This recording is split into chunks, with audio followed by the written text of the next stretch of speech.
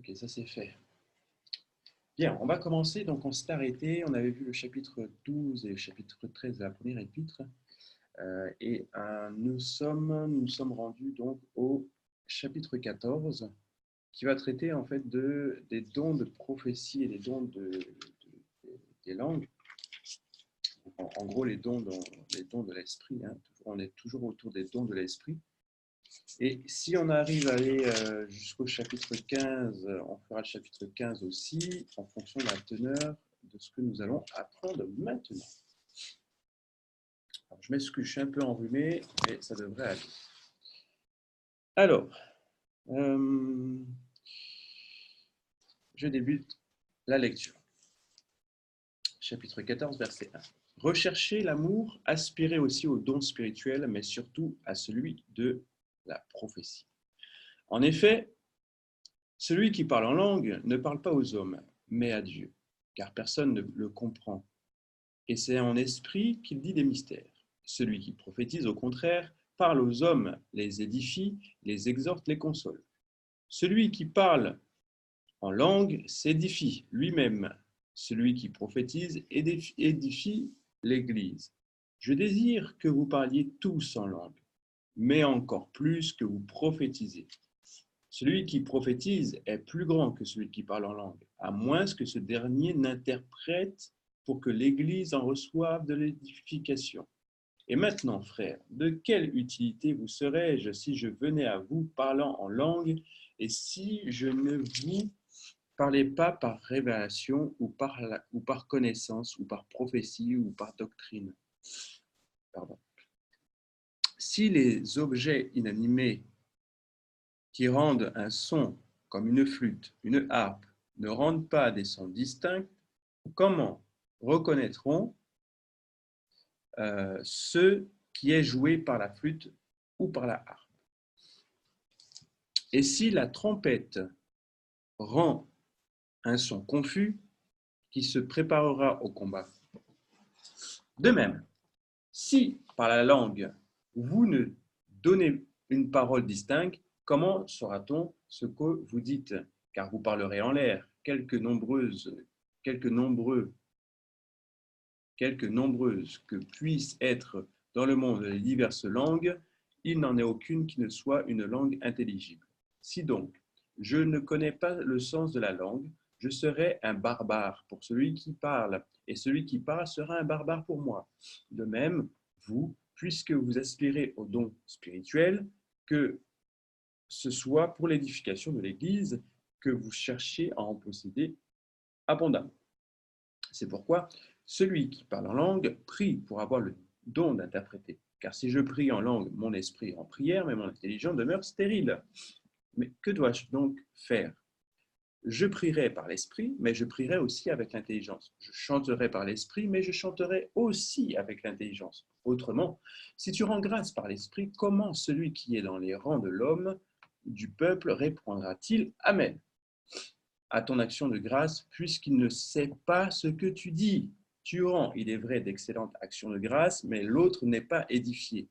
Je rends grâce à Dieu de ce que je parle en langue plus que vous tous, mais dans l'Église, j'aime mieux dire 5 paroles avec mon intelligence afin d'instruire aussi les autres que 10 000 paroles en langue.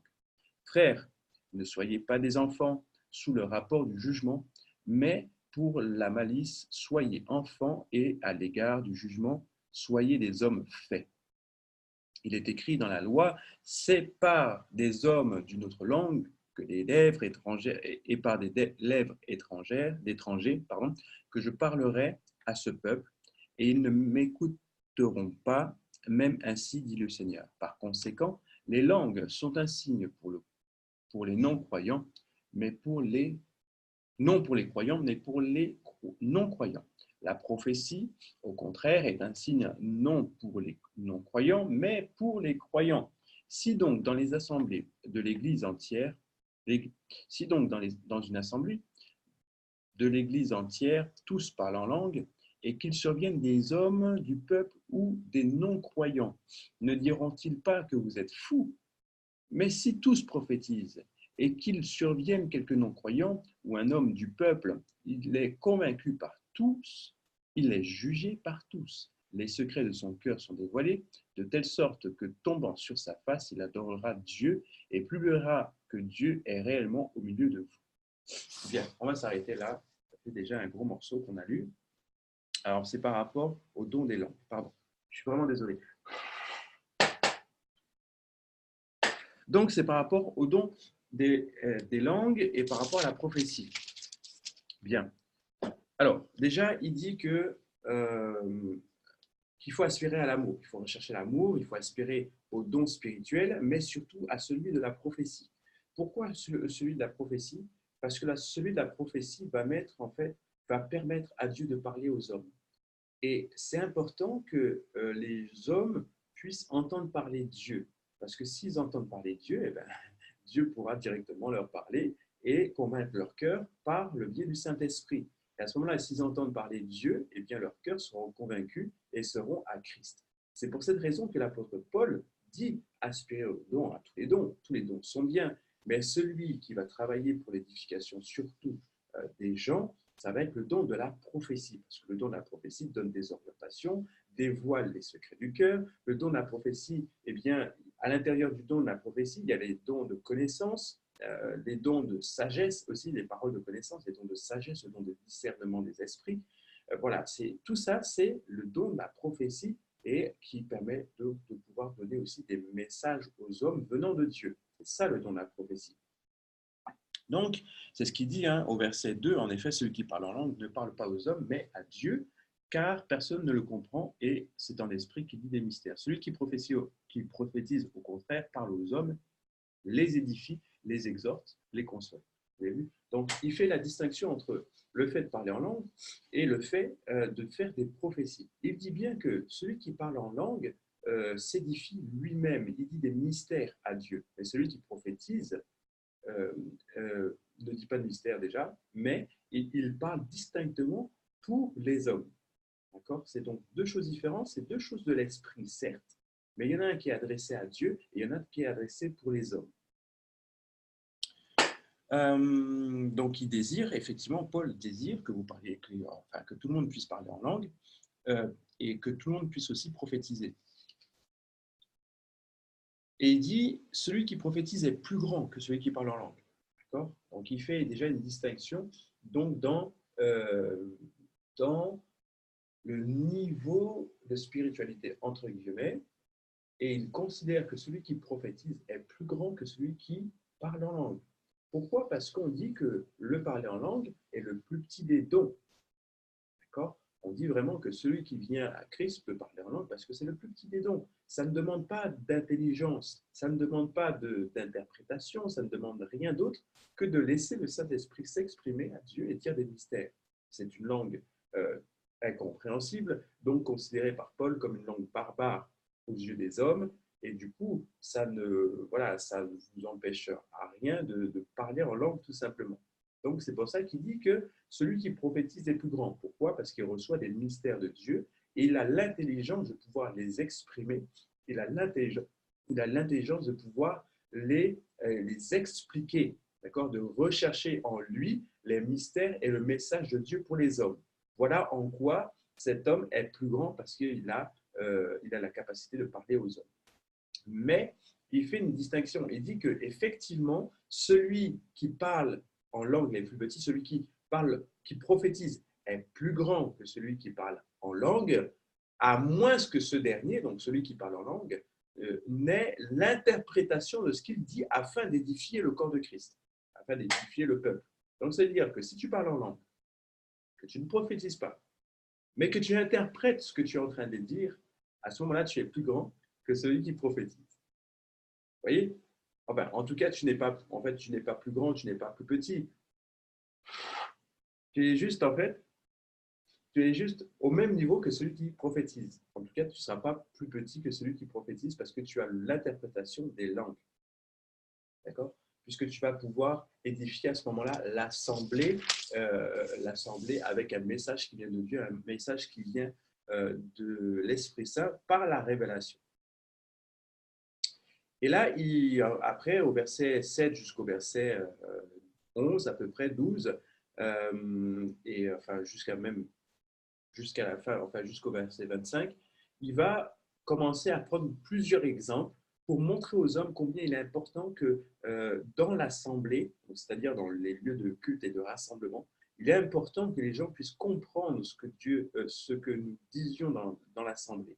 Il va prendre des exemples comme par exemple en disant que si une flûte ou un son est joué par un instrument, si il n'est pas mélodieux ou il est en désaccord ou les notes ne sont pas bonnes, eh bien, ça va pas sortir un son distinct, on ne va pas entendre ni écouter. Et il dit pareil, il dit la langue pour quelqu'un qui ne comprend pas, c'est une langue barbare. Ça veut dire que même si ça vient du Saint-Esprit, que c'est beau, etc., mais si on ne comprend pas, eh bien, c'est une langue barbare. Et les gens enfin les non-croyants pourraient penser que nous sommes fous.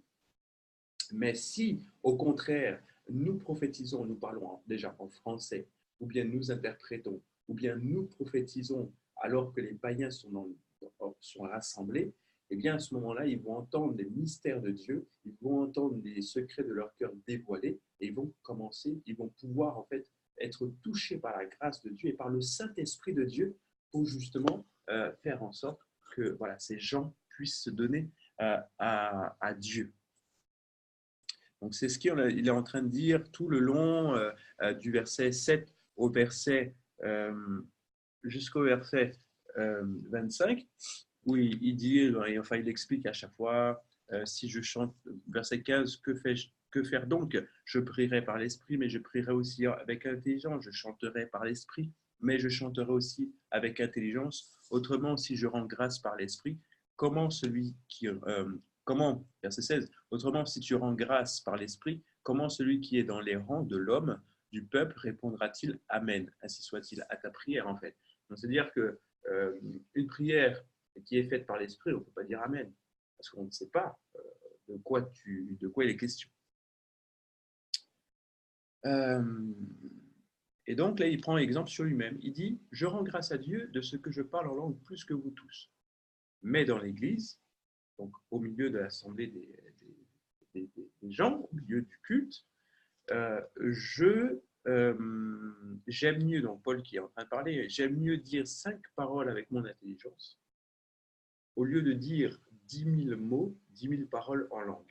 Pourquoi? Parce que les 5 paroles qu'il va dire va sûrement édifier beaucoup de personnes, alors que les 10 000 paroles, même si c'est 10 000 et que c'est fait par l'esprit, parce qu'on ne le comprendra pas, alors ça ne va pas les édifier. Et donc ensuite, quand il parle de l'enfant, il dit simplement, frères et sœurs, soyez pas comme des enfants.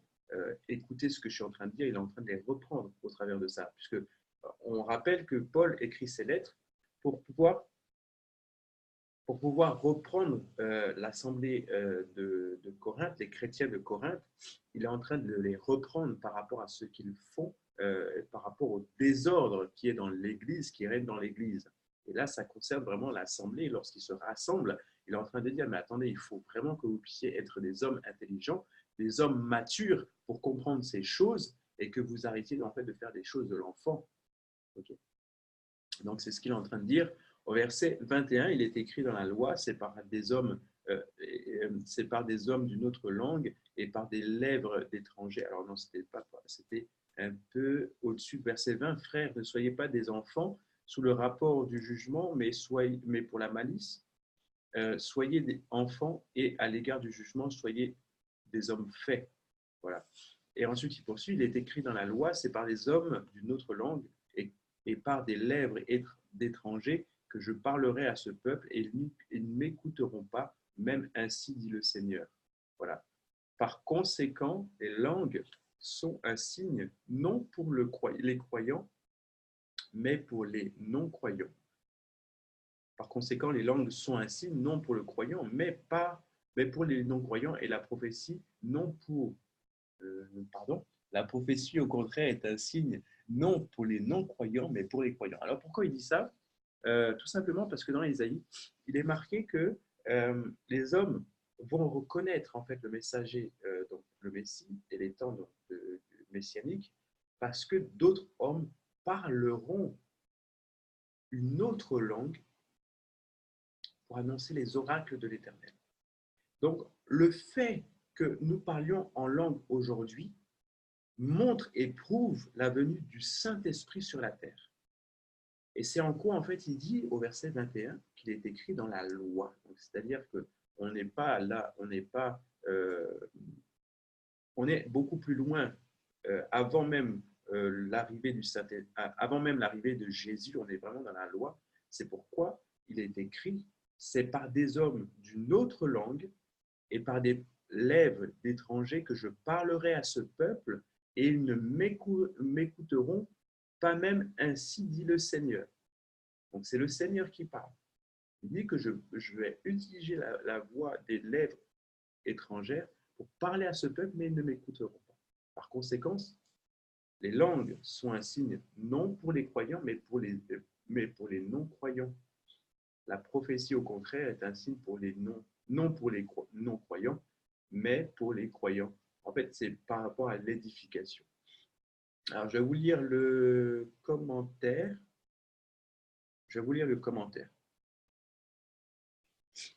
Par conséquent, donc, les langues sont un signe. Pour celui qui ne croit pas, l'usage des langues dans le cadre de l'Église devient un signe négatif du fait qu'il met en évidence sa préparation avec Dieu et qu'il ou elle n'arrive pas à comprendre ce qui se passe. Cependant, la prophétie est un signe pour les croyants, car ils reconnaissent que c'est une œuvre surnaturelle du Saint-Esprit et une preuve que Dieu est à l'œuvre dans l'Église. Les langues peuvent aussi être un signe pour les croyants, car elles indiquent que l'Esprit a été déversé sur eux et qu'il se manifeste parmi le peuple de Dieu. Voilà. Et puis ensuite, oui, après ensuite, c'est ce que j'avais dit, par rapport au fait que, pardon, je suis désolé. Désolé, j'ai attrapé froid hier. Bon, on va y arriver. Alors, voilà, au verset 23. Si donc, dans une assemblée, l'Église entière, tous parlent en langue, et qu'ils surviennent des hommes du peuple ou des non-croyants, ils diront, mais vous êtes fous. Mais si tous prophétisent, et qu'ils surviennent, à ce moment-là, donc, vont être révélés donc, les secrets de leur cœur. C'est ce que je disais. Donc, c'est pour ça encore que Paul demande à ce que tous aspirent à la prophétie et dépassent en fait le fait juste de parler en langue. Donc, aspirer à la prophétie, donc ça nous concerne nous aussi. Aspirons en fait à recevoir des messages du Seigneur qui viennent vraiment du Seigneur, ou alors aspirons à pouvoir interpréter ce que nous disons en langue, afin de pouvoir édifier le peuple de Dieu. Alors, juste une petite parenthèse sur comment se passaient les cultes autrefois. Les cultes autrefois n'ont rien à voir avec ce que nous faisons aujourd'hui. Ce que nous faisons aujourd'hui a été mis en place par les anciens catholiques, les rois Constantin et autres, lorsque le christianisme a été, a été validé en France et un peu partout. En tout cas, lorsque les rois ont commencé donc à mettre le christianisme en place, ils avaient donc décidé de faire ce qu'on fait aujourd'hui, c'est-à-dire avoir bien structuré des temps de louange, des temps de prière, des temps de la parole, et c'était comme ça. Quand vous allez voir dans une église catholique, c'est exactement la même chose, on est sur un schéma, voilà, sur un schéma catholique entre guillemets, puisque tout découle, le protestantisme vient du catholicisme, d'accord? Donc, c'est-à-dire qu'au début, c'était le catholicisme, et puis ensuite, tout a découlé, et c'est pour ça que toutes les autres structures qui sortent du catholicisme, de la branche du catholicisme, tous les cultes ressemblent au catholicisme, avec toujours des temps de prière, des temps de louange, d'adoration, et ensuite des temps de prière et des temps d'enseignement de la parole. Or, dans l'ancien temps, au temps des apôtres, ça ne se passe pas ainsi. Les cultes ne sont pas faits, ne sont pas ordonnés de cette manière.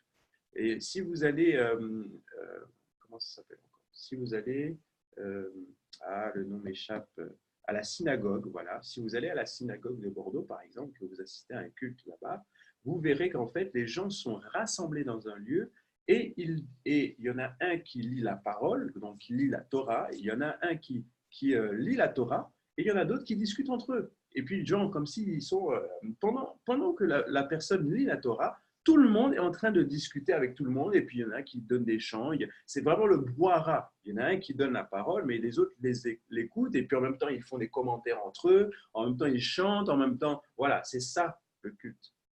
D'accord? C'est exactement ce qui se passe. C'est-à-dire tout le monde discute, tout le monde est enseigné, tout le monde s'exhorte en même temps, tout le monde. Voilà, c'est ça en fait le culte, l'assemblée, lorsque à l'époque, comment les gens en fait faisaient le culte et se rassemblaient autour de la parole de Dieu, c'était exactement ça.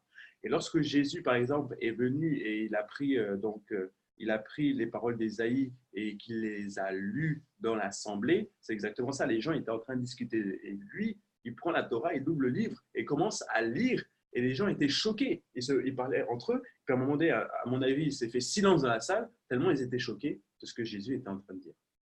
D'accord? Donc il faut savoir que la teneur du culte n'est pas du tout la même que ce que nous avons aujourd'hui. Et ça nous permet de mieux comprendre comment est fait et comment aujourd'hui et pourquoi, pour quelles raisons Paul les reprend et pourquoi on dit justement que les gens, dès qu'ils arrivent, imaginez un non-croyant qui arrive dans ce brouhaha, dans ce tumulte, et que tout le monde parle en langue, par exemple, et qu'il ne comprend rien du tout, il y a un brouhaha pas possible, il y en a un qui lit la parole, et puis il y a des brouhahas. Donc, c'est ce qu'il est en train de dire. Or, si un non-croyant rentre dans l'Église et qu'il entend, en fait, ainsi parle le Seigneur, tu étais pécheur avant, voilà, tu as été infidèle à ta femme, voilà, tu as fait ci, tu as fait ça, et il va prendre tout de suite, il va rentrer dans le Dieu, il dit, oh, Dieu est là, il est en train de me parler, il va donner sa vie à Jésus. Vous voyez. Donc c'est un petit peu ce cas, c'est exactement ça ce qu'il dit Paul donc dans ce passage. Je referme cette parenthèse et nous continuons donc la lecture à partir du verset 26. Que faire donc lorsque vous vous rassemblez, les uns ou les autres, parmi vous? Alors, que faire donc? Que faire donc, frères? Lorsque vous vous assemblez les uns ou les autres, parmi vous, ont-ils un cantique, une instruction, une révélation, une langue, une interprétation? Que tout se fasse pour l'édification. En est-il qui parle en langue? Que deux ou trois ou plus parlent, chacun à son tour, et que quelqu'un interprète. S'il n'y a point d'interprète, qu'on se taise dans l'Église et qu'on parle à soi-même et à Dieu. Pour que ce qui est des prophètes, que deux ou trois parlent et que les autres jugent. Et si un autre qui est assis a une révélation, que le premier se taise, car vous pouvez tous prophétiser successivement, afin que tous soient instruits et que tous soient exhortés.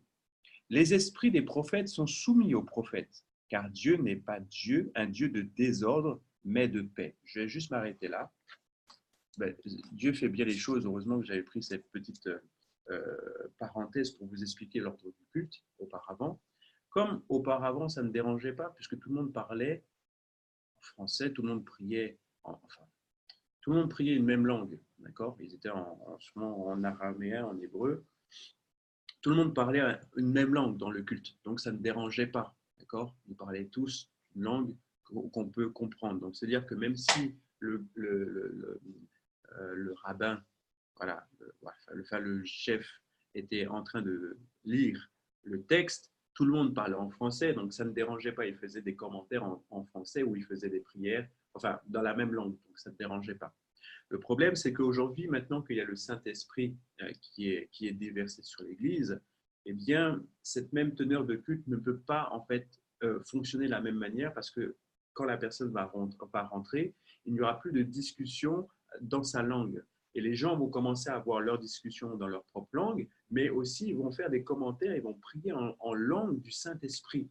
Et c'est pour ça qu'il y aura un brouhaha, des choses qu'on ne comprend pas, des gens qui parlent dans leur langue maternelle, d'autres qui parlent en fait dans l'esprit, et ça va emmener la confusion. Et Paul dit, en fait, il est en train de dire que, attention, Dieu est un Dieu d'ordre.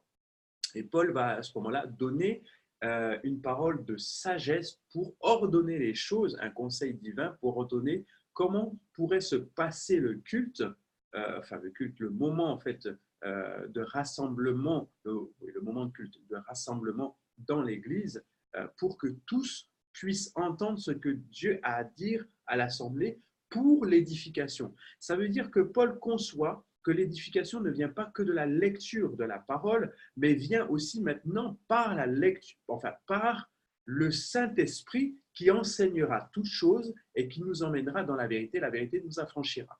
Ce qu'il faut savoir, c'est qu'à l'époque de Paul et dans Corinthe, ils n'ont pas encore la Bible. La Bible n'est pas encore imprimée telle qu'elle. Ce qu'ils ont, ce sont des écrits pour l'instant. Ils vont avoir donc les écrits. Ils vont avoir donc les écrits de l'Ancien Testament et ensuite ils vont avoir quelques écrits. Je ne suis même pas encore certain qu'ils aient déjà en fait les écrits des premiers. Alors, il doit avoir des écrits, d'accord? Mais je ne pense pas qu'ils aient déjà les écrits.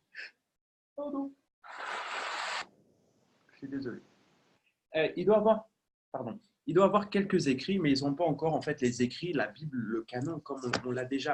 C'est-à-dire qu'ils doivent avoir peut-être quelques lettres, quelques écrits de ce qui s'est passé lorsque Jésus était là, quelques écrits de ce qui s'est passé, de plusieurs écrits, plusieurs témoignages de ce qui s'était passé, plusieurs paroles aussi de ce qui s'était passé, plusieurs évangiles aussi. Il faut savoir qu'à l'époque, il n'y avait pas que 4 évangiles. Tout le monde écrivait son évangile. L'évangile, c'est simplement le témoignage de ce qui et racontait ce qui s'était passé. Donc, c'est-à-dire que il pouvait y avoir, moi, en tant qu'homme, vous, on aurait pu lire avant, mais je ne sais pas, l'évangile d'Ornella, l'évangile d'Alain, l'évangile de Melchisédek, l'évangile de M. Paillet, on pourrait avoir l'évangile de Michael, tout simplement, qui on décidait en fait de raconter la vie de Jésus parce que nous l'avions vu et nous avions vu un aspect de lui, et donc on décidait en fait de raconter les œuvres de Jésus, ou bien les œuvres du Saint-Esprit, ou les œuvres de ce qui se passe. Voilà, et en fait on aurait pu écrire, et on aurait pu écrire notre propre évangile et le faire circuler de maison en maison, de foyer en foyer. Et il y en avait des tas. Il y avait plein d'évangiles qui existaient, d'accord? Il n'y avait pas que Matthieu, Marc, Luc, Jean. Matthieu, Marc, Luc, Jean et Matthieu, Marc, Luc et Jean sont des évangiles qui correspondent pratiquement en tout point, et c'est pour ça qu'on les a retenus, parce qu'ils disent à peu près tous la même chose. On s'est basé sur ça comme évangile, parce qu'ils racontaient plus ou moins tous la même histoire, d'accord? Donc, c'est-à-dire que s'ils racontent plus ou moins la même histoire, ça veut dire que cette histoire est vérifiée, est véritable, d'accord? Donc, c'est ce qui est important à retenir. À l'époque, ils avaient plusieurs évangiles. Donc, c'est-à-dire que ils n'avaient pas vraiment en fait la parole pour pouvoir être édifiés.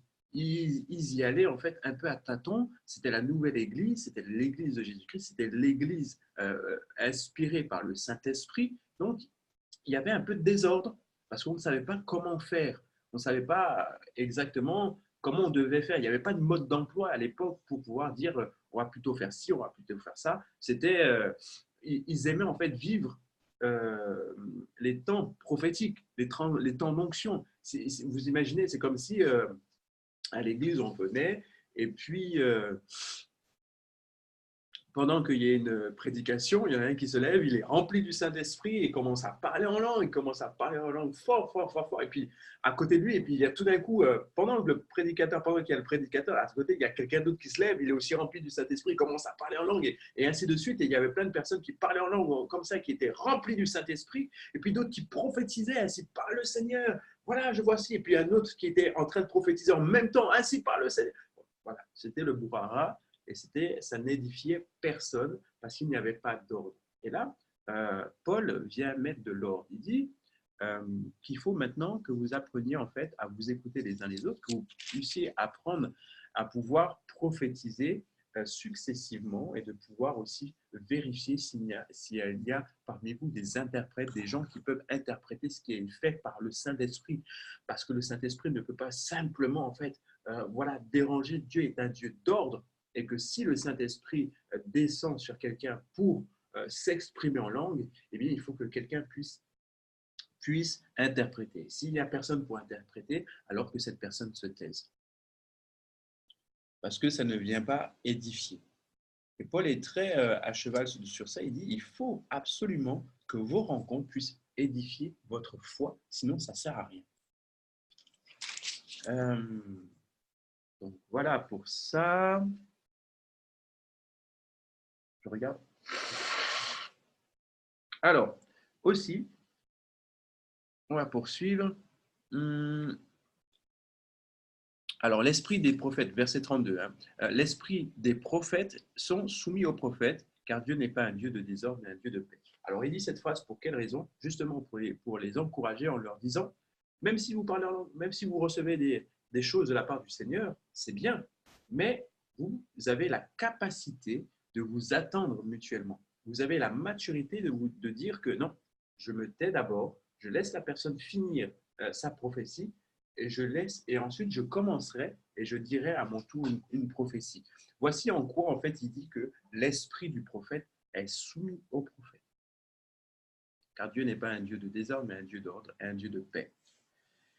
Nous poursuivons donc dans la deuxième partie du verset 32, comme dans toutes les églises des saints, que les femmes se taisent dans les assemblées, car il ne leur est pas permis d'y parler, mais qu'elles soient soumises selon que le dit aussi la loi. Si elles veulent s'instruire sur quelque chose, qu'elles interrogent leur mari à la maison, car il est malséant à une femme de parler dans l'église. Donc ça, c'était les pratiques d'autrefois. Je vais vous lire simplement le commentaire, que vous puissiez comprendre, mesdames. Ce verset peut être interprété en s'appuyant sur le verset 35, sur le verset 35, si elles veulent s'instruire, donc les deux versets, à savoir qu'il était interdit aux femmes d'interrompre les moments de culte en posant des questions qui pouvaient être traitées à la maison. Voilà, tout simplement. Donc Paul admet que les femmes peuvent prier et prophétiser dans les assemblées publiques. Donc ça, c'est aussi important. Et parce que les gens qui disent qu'ils ne croient pas au ministère des femmes, il faut savoir que Paul, selon les commentaires et selon ce qui est dit, que les femmes pouvaient eux aussi en fait venir et prophétiser et prier également en langue dans l'assemblée publiquement. Alors, verset 36. Est-ce de chez vous que la parole de Dieu est sortie? Ou est-ce à vous seul qu'elle est parvenue? Si quelqu'un croit être prophète ou inspiré, qu'il reconnaisse que ce que je vous écris est un commandement du Seigneur. Et si quelqu'un l'ignore, qu'il l'ignore. Ainsi donc, frères, aspirez au don de la prophétie, et n'empêchez pas de parler en langue, mais que tout se fasse avec bienséance et avec ordre. Voilà. Donc là, il était en train de parler et il disait que tout doit se faire avec ordre. Et c'est comme ça que nous arrivons donc à la fin de ce chapitre 14. Je suis en train de regarder un petit peu la teneur du chapitre 15 pour savoir si on l'entame. Il est déjà 6h16. On commence, on verra bien où est-ce qu'on y arrive. Chapitre 15, verset 1. Je vous rappelle, frères, l'évangile. Alors, oui, et en fait, il commence une nouvelle partie. On a fini en fait de parler des problèmes au sein de l'Église, au sein en fait de leur rassemblement. Et là, on va entamer la dernière partie qui parle en fait de la résurrection de Christ, de la résurrection des morts. Et voilà, on va parler en fait de ça. Et ensuite, c'est quelques salutations. Alors, je vais pas commencer. Je vais pas commencer cette partie parce que c'est un des fondements et il faut vraiment détailler donc cette partie. Je vais pas le commencer. C'est un des fondements bibliques, la résurrection des corps et la résurrection de Christ. Le chapitre 16, c'est simplement des salutations, donc ça va aller très très vite. Et du coup, demain on aura fini donc la première épître de Corinthiens. D'accord ? Donc, on va finir tranquillement, on va prendre ça demain, tranquillement, à tête reposée. On va expliquer la résurrection de Christ qui implique la résurrection des corps. Et ensuite, on terminera par les salutations et on aura fini donc la première épître aux Corinthiens. On ne va pas être pressé, on va terminer simplement demain. Ce sera bien mieux qu'on puisse bien comprendre tout ce qui se passe par rapport à ce fondement qui est très important. Donc, de ce fait, nous avons terminé aujourd'hui donc la parole. C'était court, mais c'était très, très bien. N'hésitez pas, si vous avez des questions par la suite, n'hésitez pas à les poser, n'hésitez pas à revenir peut-être si vous écoutez un autre enseignement, si vous avez des questions, revenez, ne laissez aucune question en suspens. Si je peux y répondre, j'y répondrai. Si je ne peux pas, j'irai chercher la réponse pour vous. Mais ne restez pas avec des questions sans réponse.